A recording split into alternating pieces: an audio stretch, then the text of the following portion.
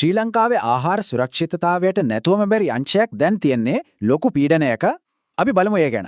මේ කියන්නේ සත්ව පාලන සහ කුකුළු පාලන අංශය මිලියන ගණනකගේ ආදායමයි ප්‍රෝටීනුයි රැඳිලා තියෙන්නේ මේක මත. හැබැයි ප්‍රශ්නේ තියෙන්නේ ආර්ථික දේශගුණික පීඩන මැද්දේ මේ අංශයට කොච්චර දුරට ඔරොත්තු දෙන්න පුළුවන්ද කියන එකයි. මේ ඈතකදී කරපු අධ්‍යයනයකින් ප්‍රධාන දර්ශක 3ක් පාවිච්චි කරලා මේ අංශයේ සෞඛ්‍ය තත්ත්වය මැනලා බලලා තියෙනවා. මේ දර්ශක 3 හරියට චක්‍රයක් වගේ.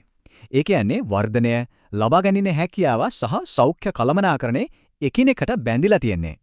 හොඳයි එහෙනම් මේ හෙල්ත් චෙක් එකෙන් මොනවද හොයාගෙන තියෙන්නේ කියලා බලමු. මුලින්ම ක්ෂේත්‍ර අභියෝග දිහා බලමු. ගැටලු එකක් නෙමෙයි. අභිජනනයේ ඉඳන් සත්ව ආහාර, දේශගුණික වෙනස් වීම, වෙළඳපොළ ප්‍රශ්න දක්වා ගොඩක් දේවල් බලපානවා. විශේෂයෙන්ම කුකුළු මස් නිෂ්පාදනය ගත්තොත් ආර්ථික අර්බුදයත් එක්ක ඒක හොඳටම වැටුණා. පස්සේ ආයෙත් යථා තත්ත්වයට ආවා. මේ ප්‍රස්තාරයෙන්ම පේනවා සැපයුම් දාමේ ප්‍රශ්න සහ වියදම් ඉහළ යෑම කොහොම බලපෑවද කියලා. හිතාගන්න පුළුවන් 2019 ඉඳන් 2023 වෙද්දී කුකුළ මස් මිල 355%කින්ම ඉහළ ගිහින්. දැන් කිරි කර්මාන්තය පැත්තට හරිනොත් එතන තියෙන්නේ වෙනමම කතාවක්. ඒ තමයි දත්තවල තියෙන නොගැලපීම.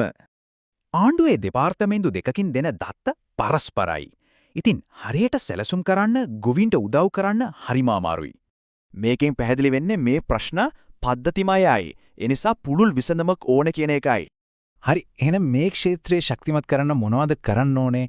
යෝජනා මොනවද කියලා අපි දැන් බලමු. යෝජනා ගොඩක් තියෙනවා. සත්ව අභිජනනයේ ඉඳලා වෙළඳපළ දියුණු කරන එක දක්වා හැම පැත්තක්ම ආවරණය වෙනවා. එක ප්‍රධාන දෙයක් තමයි දේශගුණික වෙනස් වීම වලට ඔරොත්තු දෙන විදිහට මේ ක්ෂේත්‍රය සකස් කරන එක.